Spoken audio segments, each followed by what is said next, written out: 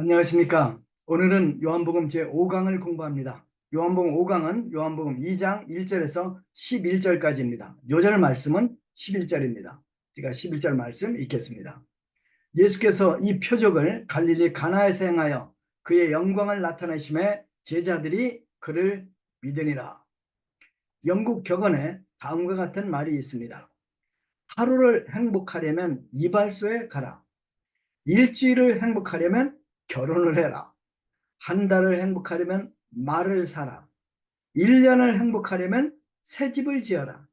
평생을 행복하려면 정직한 인간이 되라. 행복에 관한 중국 격언은 약간 다릅니다. 하루를 행복하게 살려면 낚시를 하라. 일주일을 행복하게 살려면 여행을 가라. 1년을 행복하게 지내려면 결혼을 하라. 평생을 행복하게 살기를 원하면 남을 행복하게 하라. 오늘 우리는 성경이 가르쳐주는 행복의 비밀을 배우고자 합니다. 여러분 모두 더 행복해지셨으면 좋겠습니다. 1파트 초청에 응하시는 예수님. 갈릴리 지역 가나라는 동네에서 혼인잔치가 벌어집니다. 이 혼인잔치에 예수님과 또 그의 제자들도 초청을 받았습니다. 잔치 종류가 참으로 많이 있습니다. 그런데 혼인잔치집은 가장 풍성하고 또 기쁨이 넘칩니다. 왜 그렇죠? 세상에 살다 보면 축하해 줄 일 많이 있죠. 아기를 낳은 것 축하해 주고 시험에 합격한 것, 집 산 것 우리 축하해 줍니다. 그러나 두 남녀가 결혼하여 행복한 미래를 향해 출발하는 것 정말 축하받을 일입니다. 예수께서는 혼인잔치에 초대받으셨을 때 초대에 기꺼이 응하십니다. 요한이 세례를 베풀던 요단강에서 가나까지 거리는 약 120km나 됩니다. 예수님과 제자들은 사흘 만에 가나 혼인잔치에 도착합니다. 예수님은 이 신혼부부를 축복하고자 그 먼 길을 서둘러 오신 것입니다. 가나 혼인잔치는 예수 그리스도의 임재로 인해서 특별한 영광을 누리게 됩니다. 하나님의 아들이신 예수님께서 신랑 신부를 축복해 주는 것보다 더 좋은 일이 어디 있겠습니까? 주님이 함께 하시면 위기도 축복의 기회가 됩니다. 결혼 중요합니다. 그래서 결혼을 일륜지 대사라고 합니다. 많은 젊은이들이 행복을 꿈꾸며 가정이라는 배를 타고 항해를 시작합니다. 그러나 안타깝게도 파손하는 가정이 오늘날 얼마나 많습니까? 왜 그럴까요? 그것은 어느 가정에도 위기가 찾아오는데 그들이 이 위기를 극복하지 못했기 때문입니다. 그러면 우리가 가정이라는 배로 행복하게 행복의 목적지로 도달하려면 어떻게 해야 할까요? 간단해요. 예수님을 초청하면 됩니다. 예수님을 내 가정이라는 배의 선장으로 초청하면 됩니다. 예수님께서 내 가정의 선장이 되시면 아무리 폭풍이 불고 험한 파도가 쳐도 걱정 없습니다. 반드시 행복의 항구에 도달하게 될 것입니다. 위기도 오히려 주님이 함께 하시면 축복의 기회가 됩니다. 당신의 가정의 선장은 누구십니까? 이 파트, 포도주가 떨어진 혼인잔치. 혼인잔치가 무르익습니다. 여기저기서 신나는 트로트 노랫소리가 들립니다. 누군가 만남이라는 노래를 멋들어지게 부르고 있습니다. 여인네들의 소프라노 웃음소리와 남자들의 바리톤 이야기소리와 아이들의 노는 소리가 아름다운 화음을 이룹니다. 모두 다 행복합니다. 그런데 이 혼인잔치집에 심각한 문제가 발생한 것이 아닙니까? 2절 보십시오. 포도주가 떨어진지라. 와, 혼인잔치집에 포도주가 떨어져 버린 것입니다. 전통적으로 이스라엘에서는 혼인잔치를 보통 화요일에 시작되어 약 7일 동안 지속되었습니다. 결혼 이 일주일 축제 기간은 참석한 모든 사람들이 실컷 먹고 실컷 마시고 노래 부르고 춤을 추며 마음껏 즐겼습니다. 이 기간 동안 신랑 신부는 왕관을 쓰고 예복을 입고 왕과 왕후의 대우를 받았습니다. 재미있는 것은 유대인들이 얼마나 율법적입니까? 그런데 그처럼 율법적인 유대인들이 결혼식 손님들은 그들의 기쁨을 방해하는 종교적 의무에서 해방을 시켜줬습니다. 예를 들면 온 백성이 다 금식하는 날이 와도 혼인잔치 손님들만큼은 먹고 마시며 즐길 수 있었습니다. 혼인잔치가 이처럼 기쁨의 잔치이기 때문에 예수님도 결혼잔치를 메시아 시대나 하나님의 나라의 상징으로 사용하십니다. 혼인잔치집에 흥을 돋구는 것, 포도주죠. 사람들은 포도주를 마시며 대화도 잘하고 또 이 포도주가 들어가면 노래를 잘 못해도 용기 있게 노래도 하고 흥겨워서 춤도 추게 됩니다. 그런데 이 중요한 포도주가 이 잔치집에서 동이 나버렸습니다. 혼인 잔치집에 포도주가 떨어지는 일은 손님 대접을 미덕으로 여기는 이스라엘 오리엔탈에서는 정말 큰 스캔들이었습니다.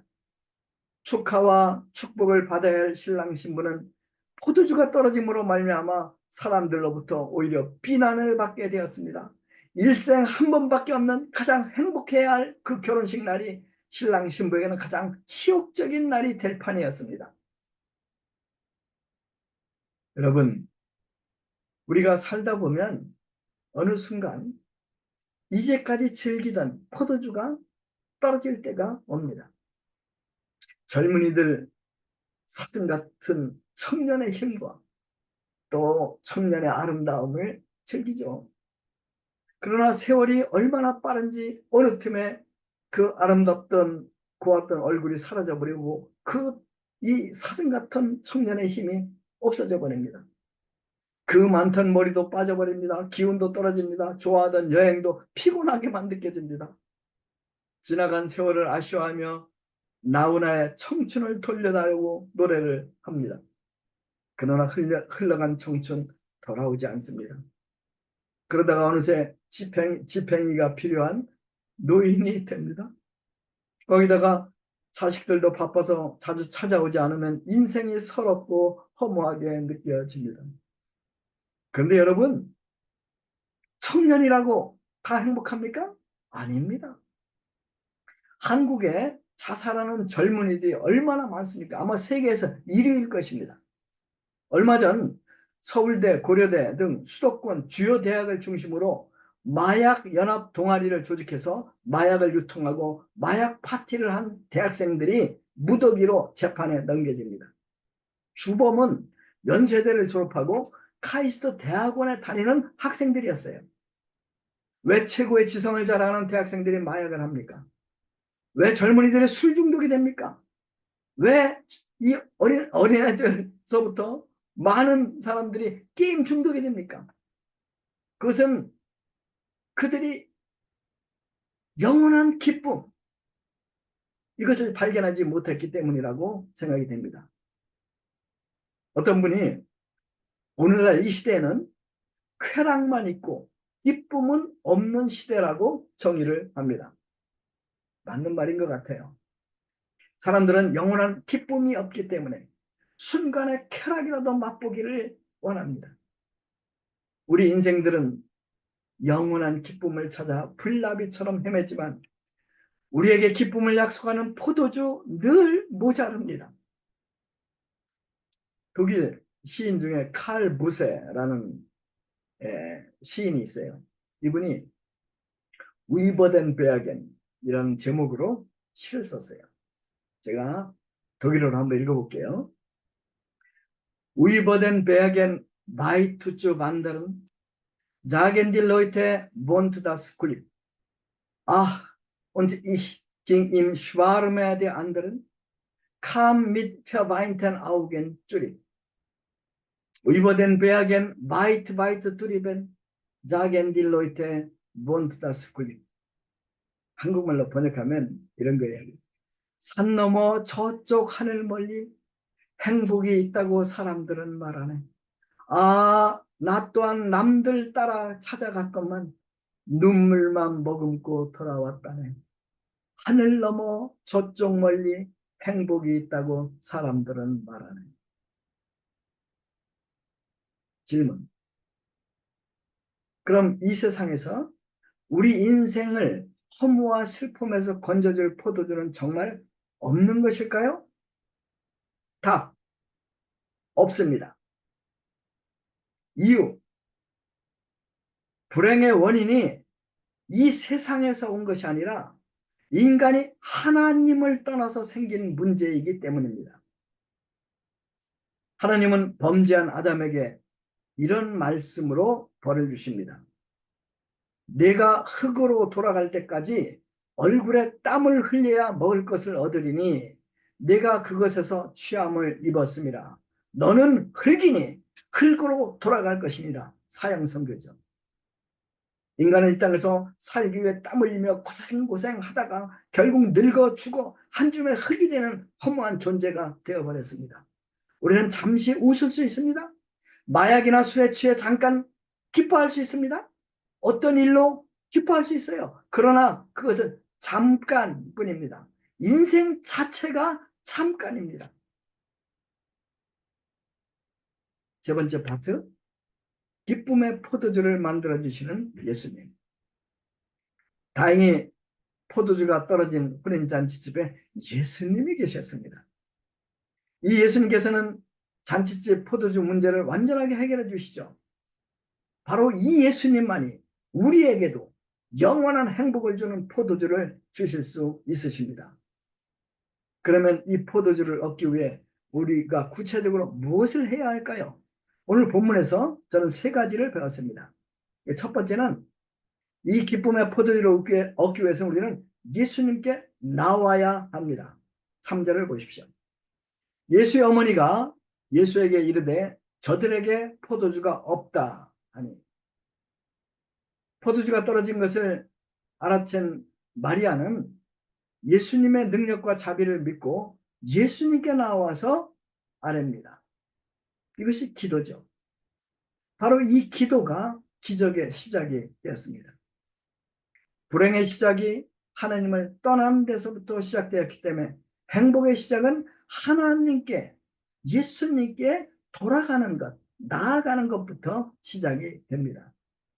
우리가 예수님께 나가서 솔직히 우리 문제를 아뢰 때, 그럴 때 기적은 시작이 됩니다. 두 번째, 예수님의 말씀을 듣고 말씀에 순종해야 합니다. 어머니 마리아의 기도에 대한 예수님의 반응 신기합니다. 아, 그래요? 어머니 걱정 마세요. 제가 금방 포도주를 만들어 드리겠습니다. 이렇게 말하지 않았어요. 4절을 보십시오.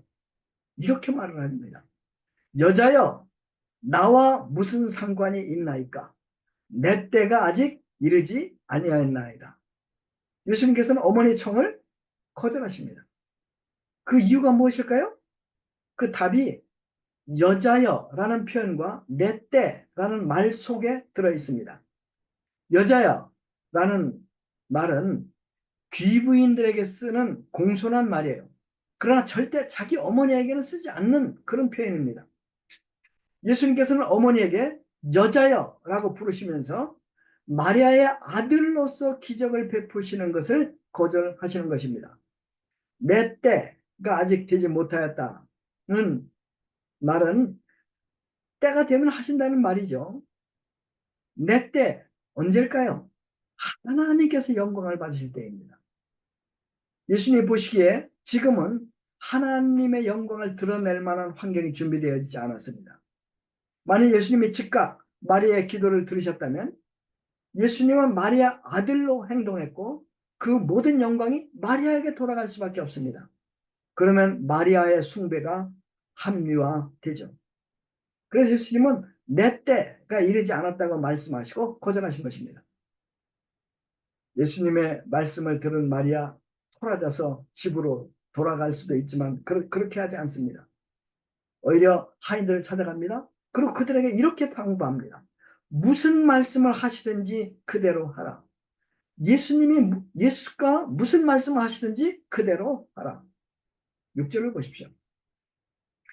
유대인들은 식사 전에 반드시 손과 발을 씻었습니다. 또 부정한 것을 만지면 반드시 온몸을 씻었습니다. 현대의학에서 손 씻는 것 굉장히 중요하게 생각합니다. 코로나가 기승을 부릴 때 사람들은 열심히 손을 씻었습니다. 1446년부터 1354년간 약 8년 동안 유럽인들이 3분의 1 정도, 그러니까 유럽인들 인구의 전체 3분의 1 정도가 패스트 전염병으로 목숨을 잃었습니다. 3분의 1. 3명 중에 1명이 죽은 거예요. 그런데 신기하게 유대인들은 대부분 살아남았다고 해요. 그 비결은 유대인들은 철저히 손 씻기와 청결 의식을 행했습니다.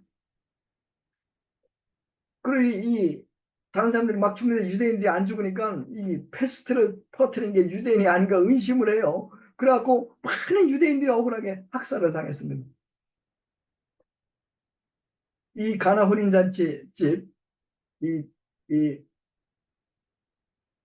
그 문 밖에 이제 손발을 씻는 물 항아리들이 6개가 놓여 있었어요.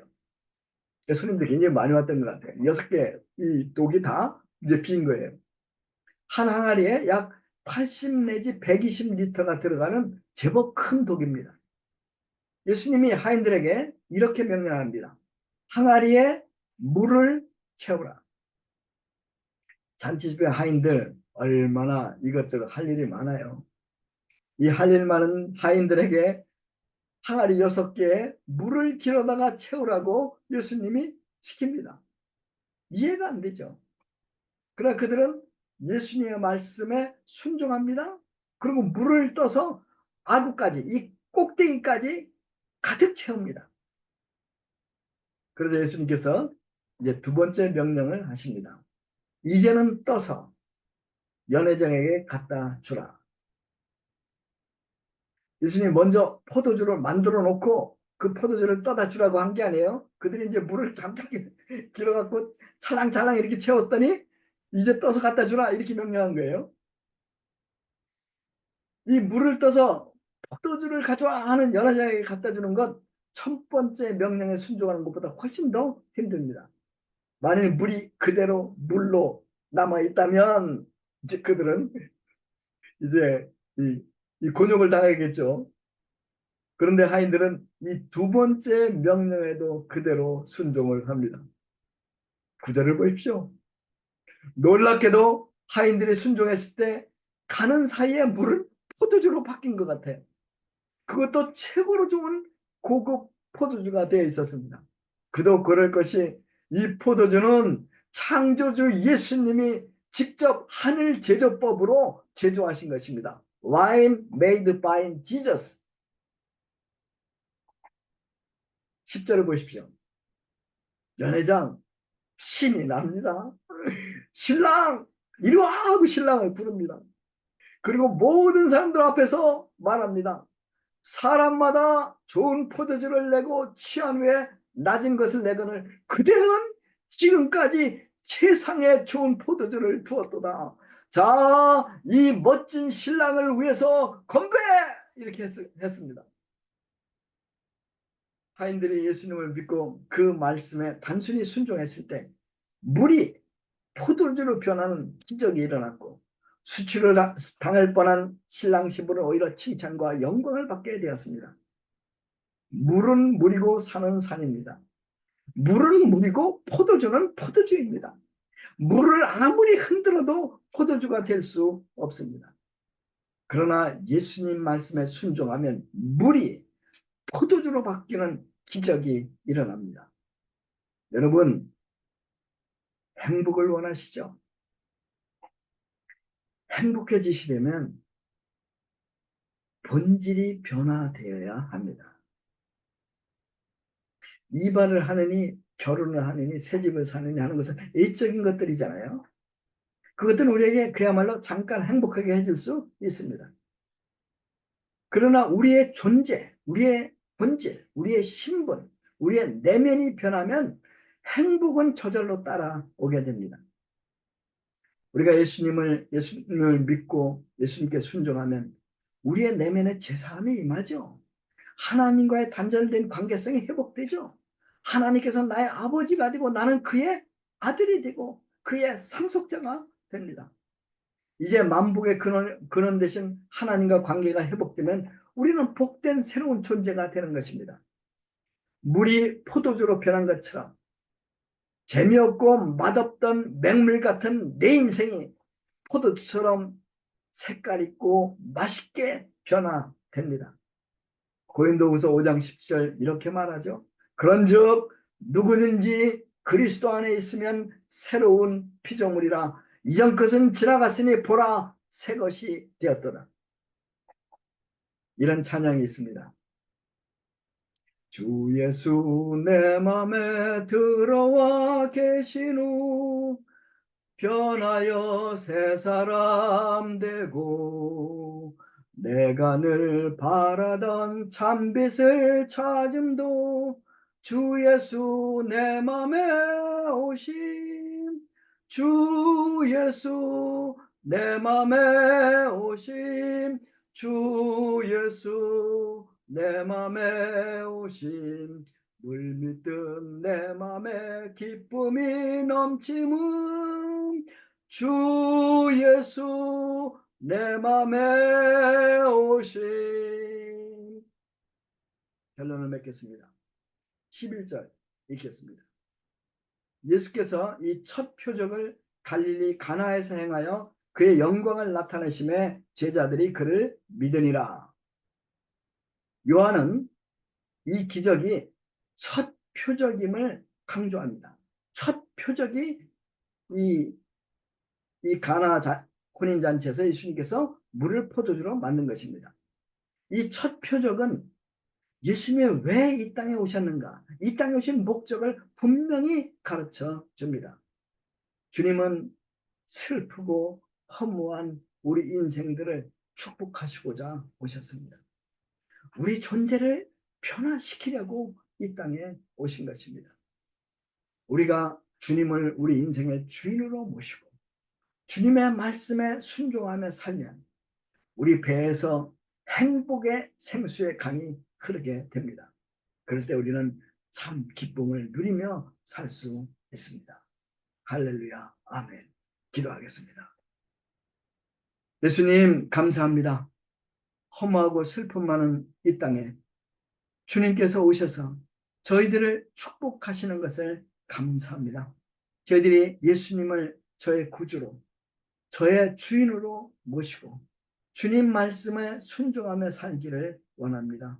주님께서 저를 변화시키시고 저에게 이 사라지지 않는 영원한 기쁨을 주시는 것을 감사합니다. 예수님의 이름으로 기도했습니다. 아멘.